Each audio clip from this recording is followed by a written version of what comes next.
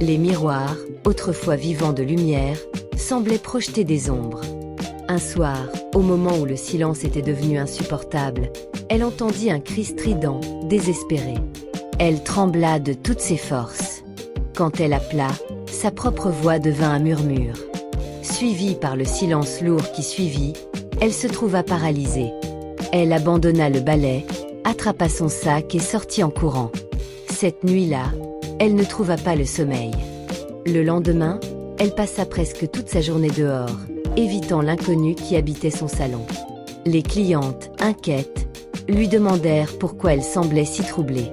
Elle mentit, disant que c'était simplement la chaleur. Le salon, au début une bénédiction, commençait à lui sembler maudit. Elle avait investi toutes ses économies, et son commerce prospérait.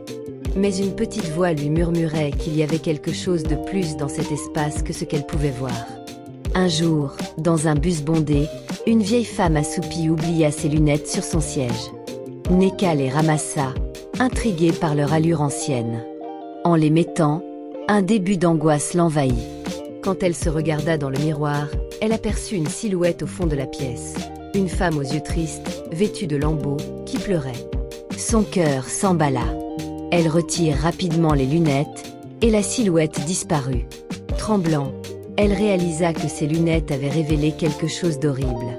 Sa curiosité, cependant, fut plus forte que sa peur. Elle remit les lunettes, et la femme réapparut, plus proche cette fois-ci. « Ne crains rien, murmura-t-elle d'une voix éthérée. Je suis ici parce que je suis prisonnière. » Elle raconta qu'autrefois, ce salon lui appartenait jusqu'à ce que le propriétaire, un homme souriant d'extérieur mais tordu de l'intérieur, mette fin à ses jours. « Il m'a enterrée sous ses carreaux, expliqua-t-elle, les larmes aux yeux. » Désespérée, Neka chercha à comprendre. Elle demanda qui elle était. « Je m'appelle Nkiru. Aide-moi, demanda l'esprit, visiblement accablé par des années de souffrances non résolues. L'appel au secours fit trembler Neka. Neka, désormais piégée par ces révélations, prit une décision. Elle s'en alla au commissariat, mais sa voix tremblante ne vestige pas d'un fossé de crédibilité. Quand elle parla des plaintes de ses clientes, des rumeurs, de la lumière de ses lunettes, les policiers échangèrent des regards sceptiques. Mais Neka ne fléchit pas. Elle les convainquit d'investiguer le sol du salon. L'équipe du commissariat accepta de venir le lendemain. L'atmosphère devint électrique quand ils commencèrent à retirer les carreaux. Les murmures des voisins montaient, insistant sur les bruits étranges qui remplissaient la porte. Et soudain, ils découvrirent des ossements et un bracelet. Le silence tomba sur le salon. La nouvelle se répandit comme une traînée de poudre dans le quartier. Le sourire du bailleur n'était plus un phonème de confiance, mais un masque d'angoisse. Une étrange alchimie naquit alors. L'incompréhension face à cette tragédie fit des vagues entre les clientèles.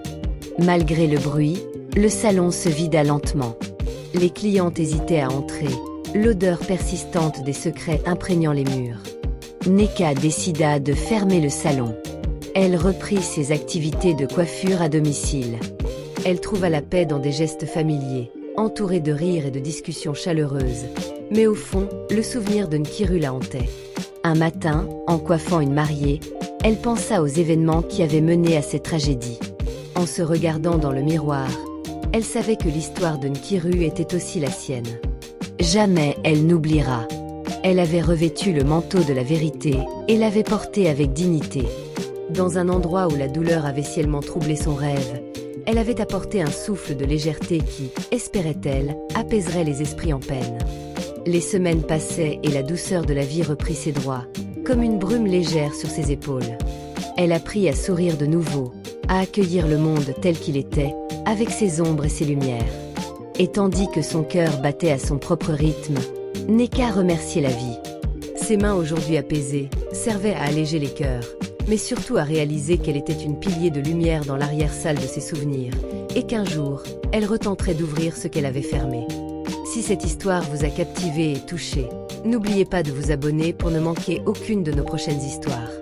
Laissez un commentaire pour partager vos impressions, vos émotions ou vos réflexions, car vos retours nous motivent à continuer.